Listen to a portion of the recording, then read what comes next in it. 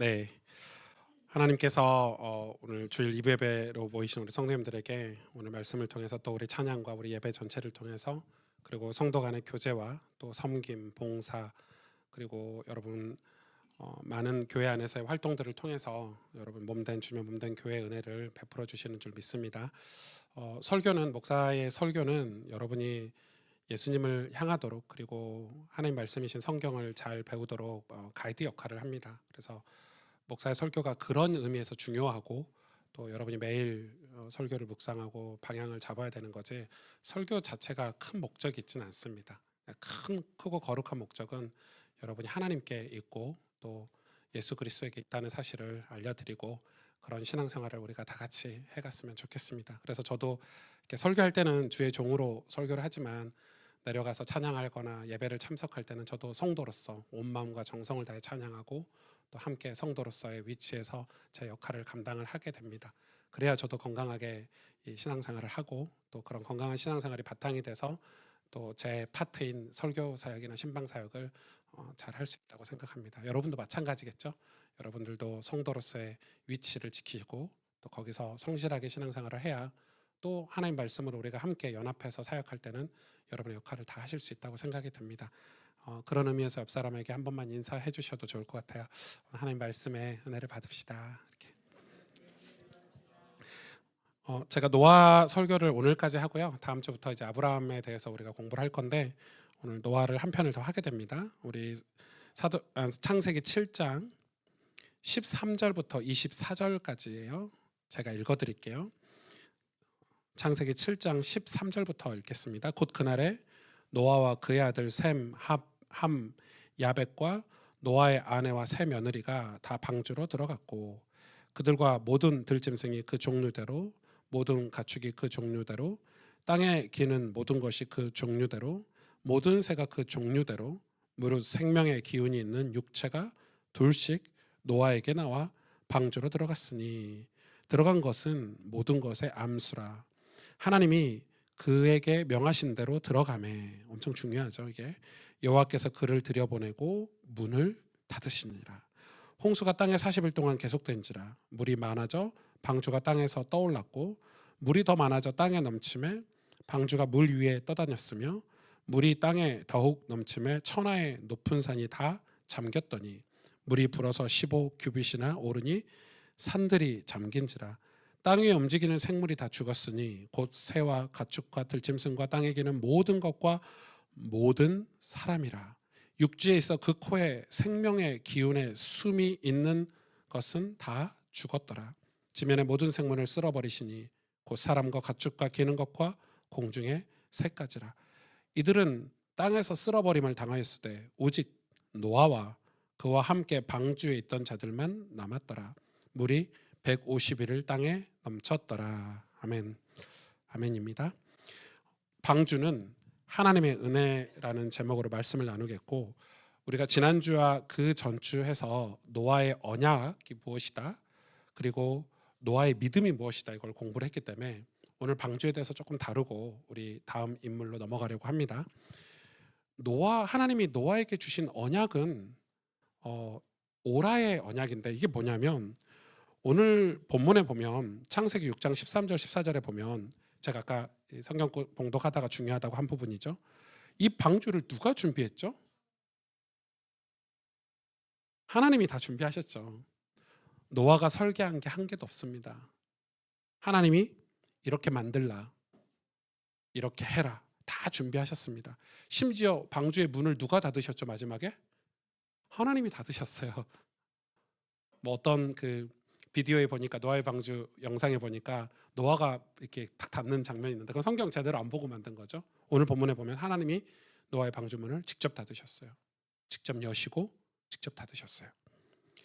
근데 이 방주를 언제 준비하셨냐면 홍수가 임하기 전에 이미 하나님의 생각 속에 그의 백성들이 그것을 피할 수 있는 방법이 이미 하나님은 준비하고 계셨어요. 즉 방주는 하늘에서 비가 내리기 시작한 후에 하나님이 준비하신 게 아니에요. 그것도 홍수 심판이 있기 120년 전에. 그러니까 네피림 시대 사람들은 홍수 심판에 대해서 아무리 믿음이 있다고 해도 그거를 기다리고 그 홍수 심판이 실제로 올 거라는 사실에 대해서 믿음을 가지기가 쉽지 않았겠죠. 비가 안 왔으니까. 비가 뭐 조금씩 온다든지 뭐 어떤 징조가 있다든지 그러지 않았으니까. 하나님은 단 한 방울의 비가 떨어지기 전에 노아에게 방주를 만들라고 명령하셨습니다. 이와 마찬가지로 이 노아의 방주는 예수 그리스도의 모형입니다. 구약 성경은 예수 그리스도를 설명하는 모형으로서 사건을 구석구석 하나님이 보여주시고, 그래서 구약의 성도들이 그걸 믿고 구원도 받았고, 오늘날 우리가 하나님이 이 예수 그리스도를 우리를 구원하시기 위해서 예수 그리스도 사건을 계획하시고 우리에게 가르쳐주고 계시구나 라고 우리가 배울 수 있도록 그런 장치를 해놓으셨는데, 마찬가지로 예수님을 세상에 보낸 것은 죄가 들어와 그것이 창조 세계를 망가뜨리고 난 이유인가요? 아니죠. 그 일이 벌어지기 전에 하나님이 계획하신 거죠. 영원 전에, 영세 전에 하나님은 자기 백성을 구속하시고자 계획을 하셨대요. 여러분, 이게 얼마나 중요한 교리인지 몰라요. 왜 이게 중요한지 오늘 좀 살펴볼 건데, 그래서 방주는 노아가 고안한 게 전혀 아니에요. 여러분, 홍수 심판이 120년 뒤에 있을 거다 해서 노아가 그럼 배를 만들어야지? 이게 아니에요. 배는 이렇게 만들면 되겠네? 이게 아니라니까요. 하나님은 자기 백성을 영원 전부터, 그러니까 비가 한 방울도 오기 전부터 구원하시려고 계획하셨는데 그걸 우리에게 보여주는 거죠. 그것을 노아에게 계시하셨어요. 이렇게 만들어라. 심지어 몇 센치, 몇 미리까지 다 이 설계도 자체를 하나님께서 계시해 주셨고, 그에게 다가올 심판의 폭풍으로부터 피할 수 있는 피난처를 만들 것을 명령을 하신 거죠. 요한계시록 13장 8절을 보세요. 죽임을 당한 어린 양의 생명책에 창세 이후로 이름이 기록되지 못하고. 와, 여러분, 이 생명책에 창세 이후로 이름이 기록되지 못했다. 무슨 말이죠? 하나님이 창세 전에 다 계획하셨대요. 엄청 중요한 얘기예요. 그럼 이 방주는 하나님의 계획인데 하나님께서 노아에게 계시하지 않으셨다면 어떤 일이 벌어지죠? 노아가 아무리 의로워도, 노아가 아무리 하나님과 동행해도, 노아가 성경을 천독을 했어도, 헌금을 엄청나게 했어도 노아는 다른 사람들과 함께 멸망했을 거예요. 여러분, 이 신앙, 이 믿음 우리가 캐치내야 되겠죠? 하나님이 노아에게 계시하지 않으셨다면 노아도 다른 모든 사람들, 네피림 시대 사람들과 똑같이 멸망했겠죠? 수장당했겠죠? 이 방주는 예수 그리스도의 모형인데, 우리가 죄인 되었을 때 하나님은 우리를 향한 자기의 사랑을 확증하셨다고 합니다. 창세기 7장 1절 보실래요? 여호와께서 노아에게 이르시되 너와 내 온 집은 방주로 들어가라. 이 세대에서 내가 내 앞에서 의로움을 내가 보았느니라, 이렇게 얘기합니다. 여기서 방주로 들어가라 이런 표현이 있잖아요. 그럼 들어가라가 이런 느낌이에요. 방주를 노아가 지어놓고 하나님이 갑자기 하늘에서 나타나셔서 노아야, 네 가족과 이 방주로 이제 들어가. 네 믿음을 내가 봤어. 들어가면 네가 살 거야. 이런 느낌이죠. 들어가라 이 말은 하나님 밖에 계신다는 느낌이죠.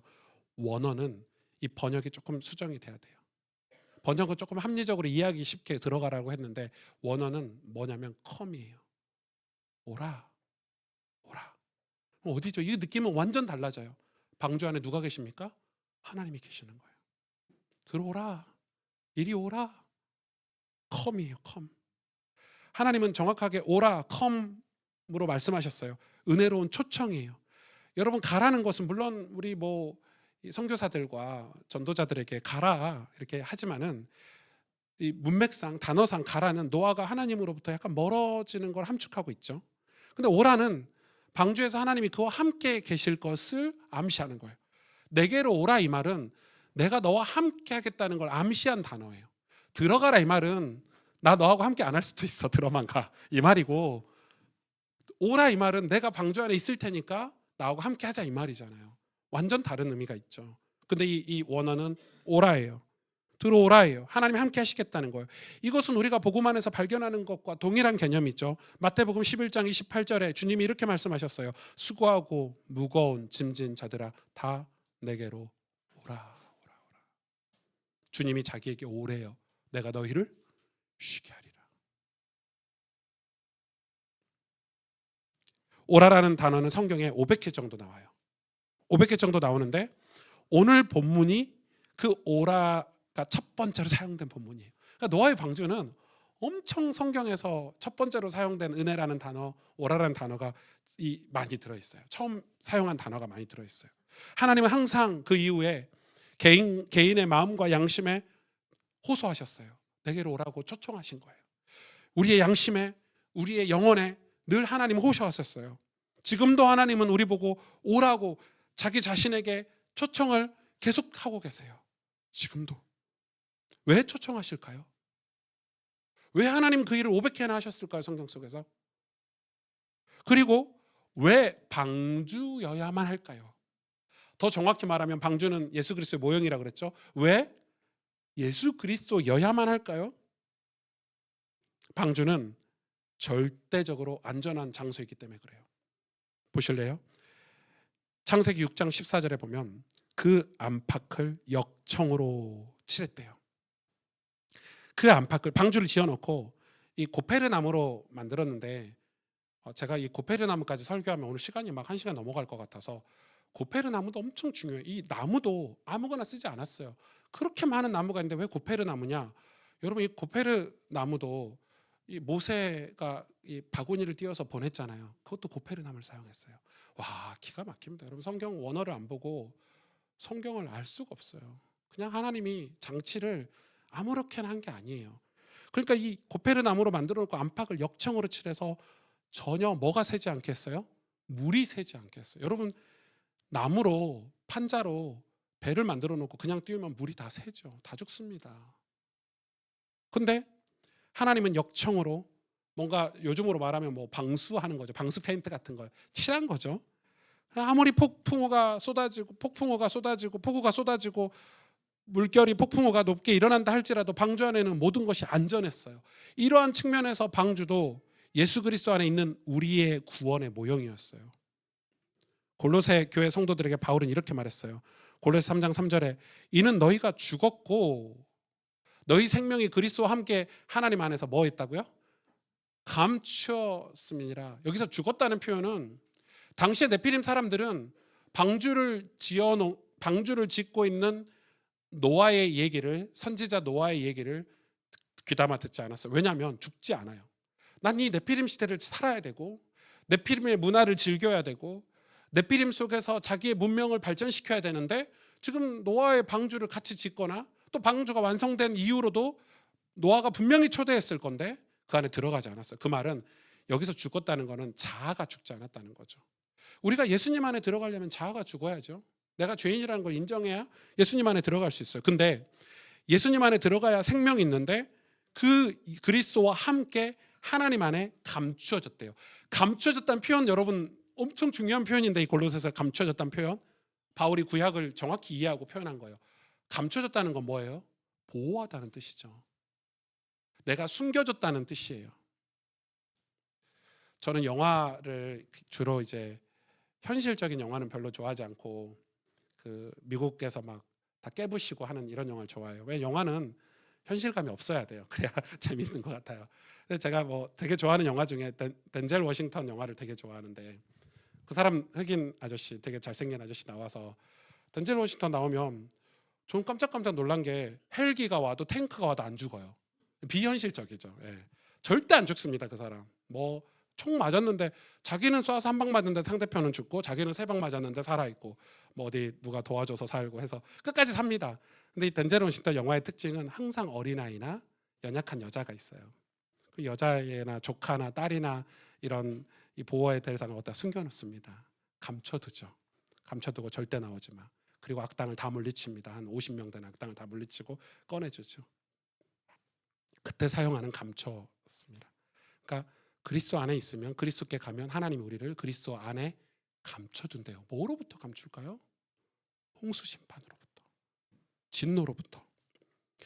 마치 노아가 방주 안에 감춰진 것처럼 창세기 7장 16절에 그걸 증거하고 있어요. 여호와께서 그를 들여보내고 문을 닫으시니라.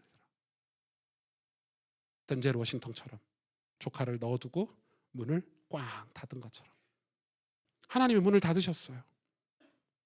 이것이 얼마나 복된 말씀인가 여러분? 이게 얼마나 놀라운 은혜입니까? 노아는 자신에 대해 염려할 필요가 없었어요. 방주 안에서 그를 보존하는 것은 전적으로 누구 책임입니까? 하나님의 책임이라는 거예요. 하나님이 직접 문을 여시고 닫았다는 것은 내가 책임질게 이 말이에요. 노아가 스스로 책임지는 게 아니고 자기 생명을 하나님이 방주 안에 있는 사람들을 살리겠다고 약속하셨고 그 책임감을 가지고 지키시는 거예요. 이것은 구원을 위해 그리스도에게 피한 자들에게도 마찬가지죠. 예수 그리스도 안에 있다면 여러분 염려하지 않으셔도 됩니다. 여러분 예수 그리스도 안에 있다면 걱정하지 않으셔도 됩니다. 베드로 전서 1장 5절에 말세에 나타나기로 예비하신 구원을 얻기 위하여 믿음을 통해 하나님의 능력으로 보호하심을 받았느니라. 아멘. 우리가 믿음으로 예수님 안에 있으면, 구원 얻기 위해서 예수님 안에 있으면 하나님은 당신의 능력으로 우리를 보호하신다고 얘기하십니다. 방주 안에 있는 모든 것들의 안전은 1년 후 그들이 모두 홍수가 심판이 끝나고 새 땅에 완전하게 도착해서 하나님 문을 여시죠. 그리고 방주 안에 들어간 모든 것이 안전하게 보존되어 방주 밖으로 나온 것으로 알 수 있습니다. 그게 뭘 상징하냐? 예수님 안에 있으면 우리가 안전하다는 걸 지금 모형으로 보여주는 겁니다. 우리가 천국에 입성한다는 사실을 보여주는 거죠. 예수님도 이렇게 말씀하셨습니다. 요한복음 18장 9절에 아버지께서 내게 주신 자 중에서 하나도 잃지 아니하였사옵나이다. 아멘. 예수님이 아버지께서 내게 주신 자에게, 내 안에 있는 자에게, 나와 함께하는 자를 내가 하나도 잃지 아니하였다라고 이야기하고 계십니다. 이 방주는 오직 하나의 문만 있었습니다. 여러분 방주의 구조가, 방주가 엄청 큽니다. 방주가 뭐 축구장만 하죠. 근데 문이 하나예요. 여러분 상식적으로 곧 폭우가 쏟아지고 곧 심판이 오는데 문을 여러 개 만들어서 동시다발적으로 동물들이 싹 들어갔다가 이렇게 나오도록 만들면 되잖아요. 문이 왜 하나일까요? 문을 왜 하나만 만들었을까요?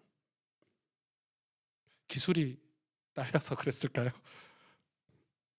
아니 노아를 위한 문이 따로 있고 가족들을 위한 문이 따로 있고 동물을 위한 문이 따로 있고 그러면 좋겠지만 그렇게 하지 않으셨어요. 문이 하나예요. 하나님의 문은 하나가 전부였어요. 여러분 이 성막의 구조를 통해서 우리는 살펴봐야 될 믿음이 있는데 오직 하나의 문, 장차 이말 진노로부터 피할 수 있는 문은 오직 하나라는 걸 우리에게 가르쳐 주시는 거예요. 요한복음 14장 6절 내가 곧 길이요 진리요 생명이니 나로 말미암지 않고는 아버지께로 올 자가 없느니라. 아멘. 아멘. 요한복음 10장 9절에 내가 문이니 누구든지 나로 말미암아 들어가면 구원을 받고 또는 들어가며 나오며 꼴을 얻으리라. 아멘. 하나님 우리에게 여러 구원의 길을 만들어 놓으신 게 아니에요. 헷갈리게. 하나님 우리가 미련하다는 걸 너무 잘 아시고 한 가지 길을, 구원의 길을 만들어 놓으셨어요. 이런 방주의 구조는 우리의 신앙생활을 암시해. 우리가 어떻게 신앙생활을 해야 될지를 암시하는데 창세기 6장 16절에 재밌는 표현이 있어요. 상중하 3층으로 방주를 구조를 내라고 명령하셨어요. 여러분 이게 참 웃긴 게 지금 방주의 사건 이후로 지금까지 4,000년이 지났거든요. 역사적으로 4,000년이 좀 넘게 지났는데 여러분 4,000 몇백 년 이렇게 될 거 아니에요? 근데 여러분 지금 방주가 몇 층으로 지어진 게 오늘날 우리와 무슨 상관이 있겠습니까? 아니 단층으로 지어졌든 5층으로 지어졌든 10층으로 지어졌든 왜 하필이면 3층으로 지어졌을까요? 와 대단하다, 건축기술 대단하다, 설계도대로 이 노아가 순종해서 다 지으라고 했는데 설계도대로 짓지 않으면 구원이 없어요. 설계도대로 지었는데 하나님이 설계도를 3층이라고 했는데 그게 그냥 하나님 심심하니까 3층 정도 해볼까 이랬을까요? 하나님의 말씀은 우리를 구원하기 위한 말씀이라고 했죠. 우리를 구원하기 위한 말씀이기 때문에 어느 한 절 의미 없는 성경이 없어요. 그럼 이 3층의 의미가 무엇일까? 저는 이게 너무 궁금했어요. 그러다 찾았죠. 데살로니가전서 5장 23절에 평강의 하나님이 친히 너희를 온전히 거룩하게 하시고 또 너희 온 영과 혼과 몸이 우리 구주 예수 그리스도가 강림하실 때 흠없게 보존되기를 원하노라. 와, 우리의 몸, 혼, 영. 그러니까 보세요. 기독교가 여러분 진짜 기독교 역사 속에 진짜 중요한 이단이 있는데 그게 영지주의예요. 오늘날 이단들은 전부 영지주의에서 나왔거든요. 이 영지주의가 영혼을 분리해요. 그러니까 이런 거예요. 영혼만 구원받으면 돼. 육신은 죄를 못 이겨. 육신은 별 볼 일이 없어. 버려. 이게 이제 영지주의거든요. 육은 악하다는 거예요. 근데 성경은 하나님은 우리의 모든 전인격 우리 전체를 다 구원하십니다. 아멘. 여러분 그거 믿으셔야 합니다. 그래서 신앙생활하면 마음만 깨끗해지는 게 아니라 몸도 깨끗해져야 돼요. 마음만 거룩해지는 게 아니라 우리의 몸도 거룩해져야 돼요. 그게 예수 믿는 거예요. 여러분 10년, 20년 전에 회개했던 내용들이 지금은 다 없어졌기를 축복합니다. 그게 맞아요. 회개가 계속 성장하고 발전해야 돼요. 근데 이 영, 혼, 몸이 온전히 보존되기를 원하신대요. 참 놀랍지 않습니까? 우리의 영과 혼과 몸 전체를 다 포괄하는 게 바로 구원입니다. 또 하나의 의미가 있는데 이거는 어떤 신학자의 그 이야기예요. 우리의 구원이 죄의 형벌로부터 구원받았고 또 하나는 죄의 권능으로부터 그러니까 죄의 본질로부터 구원을 받았고 세 번째는 장차 다가올 죄의 실제로부터 구원받을 것이라는 의미에서 삼중적인 구원이다 이렇게 표현했어요. 저는 이것도 일리가 있다고 생각해요. 이 구원 그러니까 우리의 모든 전 생애를 다 구원하시는 하나님. 과거의 어떤 순간만 우리를 구원하신 게 아니라 죽기 직전에만 구원하시는 게 아니라 우리의 전 생을 다 구원하시는 하나님의 은혜. 우리의 털끝 하나도 다 버리지 아니하시고 전부 다 거룩하게 하신 하나님. 이 방주의 구조 중에 또 하나는 창세기 6장 16절에 거기에 창을 내되 위에서부터 한 규빗을 내고 이렇게 기록하고 있어요. 창을 내면 여러분 3층짜리 배니까 3층에다가 창문을 내서 밖에를 보게 만들어줘야 될 거 아니에요. 근데 노아의 방주의 창은 다 천장에 있었어요. 잠수함도 아니고 배인데 벽에는 이 창이 없었어요. 그 히즈쇼 같은 데서 이 벽에다가 창문 만들어놨던데 이거는 성경을 고증을 안 해서 그래요. 위에가 있어요. 이 사람들이 이해가 안 되니까 합리적으로 창은 옆에다 내야 되니까 이 비디오에 옆에다 내는 걸로 그림을 그리더라고요. 그건 틀린 거죠. 아무리 신학 박사가 그렇게 했더라도 그건 틀린 거예요. 왜냐하면 성경은 분명히 창을 위에다 냈고 위에를 바라보게 만들었어요. 이거 오늘날 우리의 신앙에 교훈을 주기 위함이에요.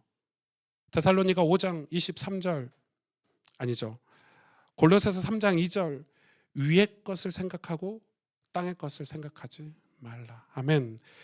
창을 내되 위에다 내라고 명령하신 것은 노아와 그의 가족들은 그들의 옆과 아래에서 펼쳐지는 멸망의 장면을 바라보아서는 안 된다는 의미예요. 그들은 오직 위를 향해 살아계신 하나님을 바라보아야만 했어요. 여러분 광야에서도 마찬가지예요. 출애굽한 이스라엘 백성들이 광야에 나왔는데 여러분 광야는 좋은 곳이 아니에요. 광야는 위험한 곳이고요. 역경이 따르는 곳이에요. 고난이 따르는 곳이 광야예요. 그래서 광야를 쳐다보면 불평이 나올 수밖에 없고 하나님보다는 자기의 인간의 이 인본주의가 나올 수밖에 없는 곳이 광야예요. 그래서 이스라엘 백성 중에 광야를 쳐다본 사람들이 불평했잖아요. 물이 없다. 뭐가 없다. 그래서 하나님이 어떻게 하셨죠? 밤에는 불기둥으로, 낮에는 구름기둥으로. 이게 우리의 기온을 보호해주는 역할도 하겠지만은 이 구름기둥, 불기둥이 바로 코앞에 있는 게 아니라 저 높은 하늘에 있었어요. 뭐죠? 하나님께서 이스라엘 백성을 인도하시겠다는 거예요. 보호하시겠다. 너희가 하늘을 쳐다보라는 거예요. 내가 하늘에서 만나를 내려주고 내가 반석에서 물을 주겠다 이 말이에요. 그게 위를 쳐다보는 거 우리 신앙생활은. 또 보십시오.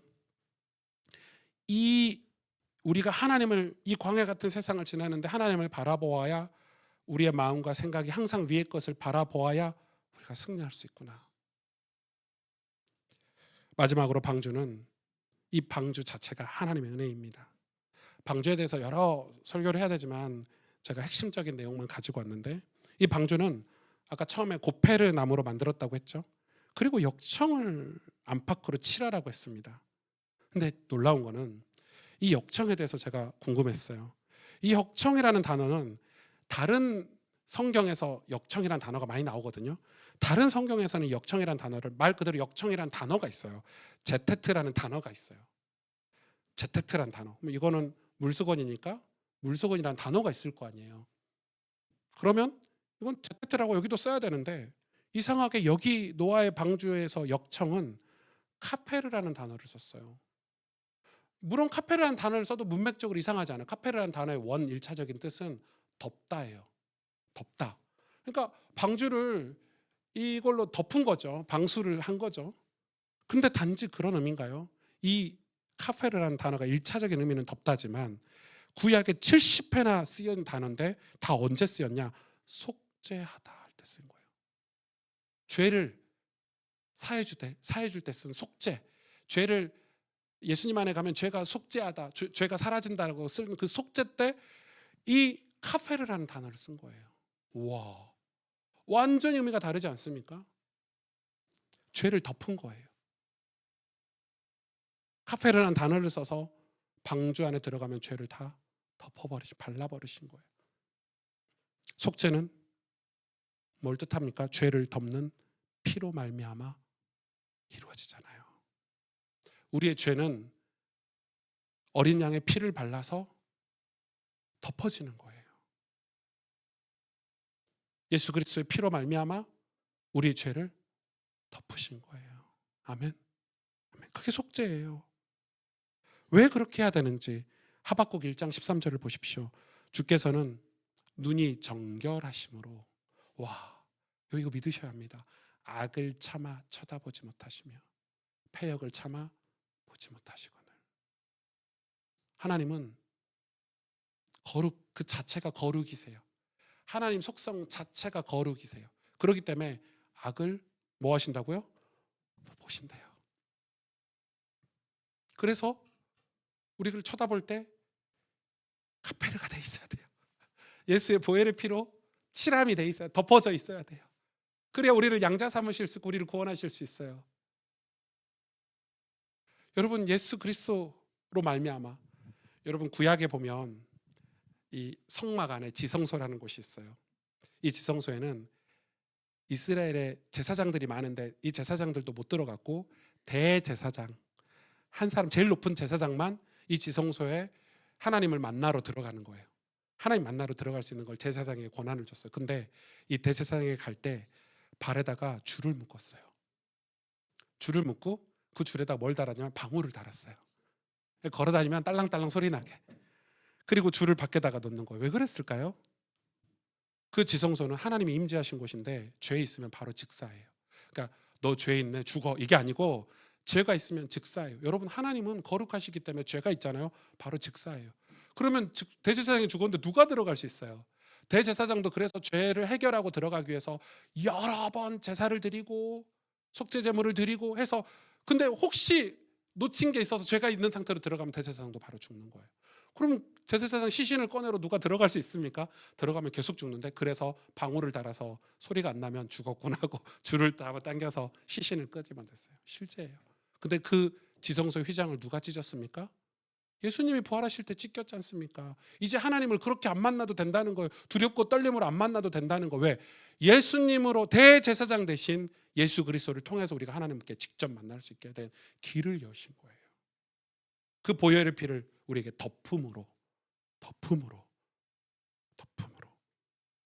안팎을 칠하라.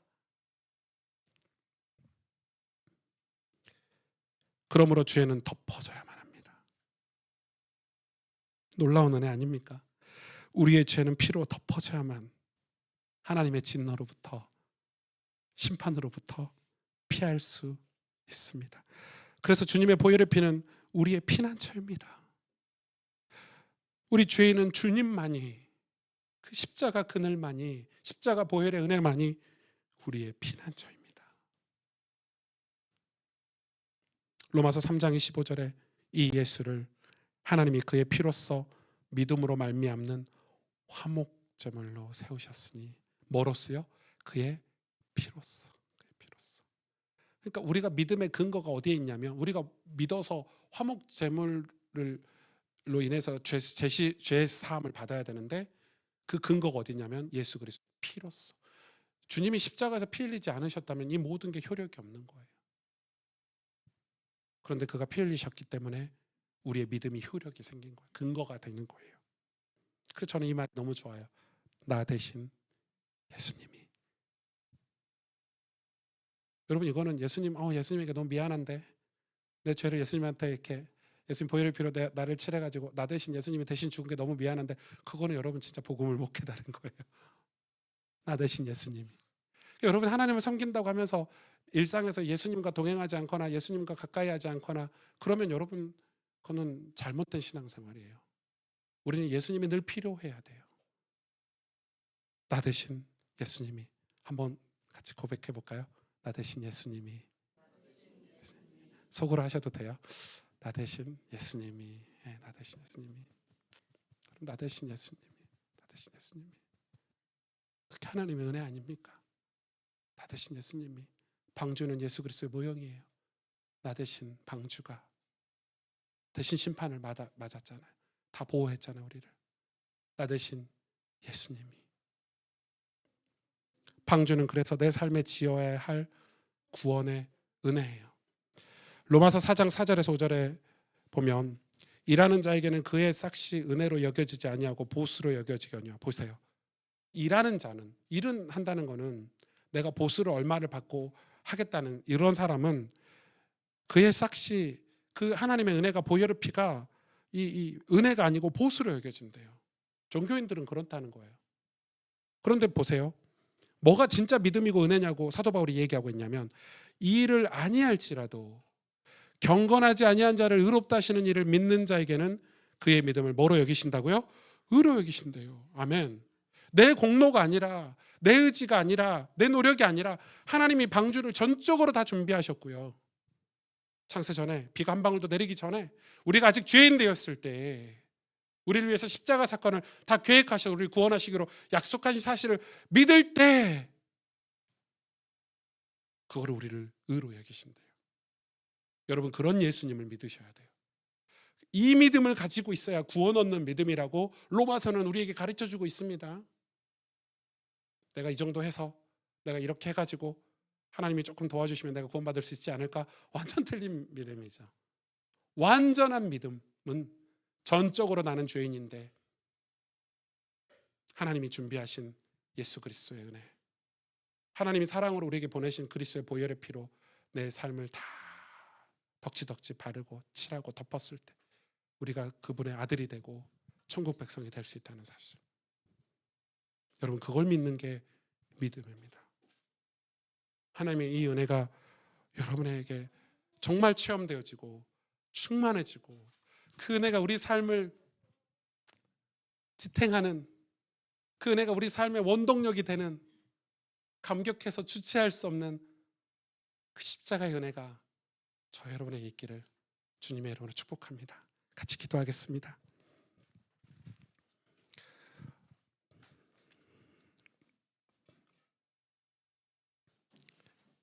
우리가 오늘 같이 기도할 때 이 방주를 공부하면서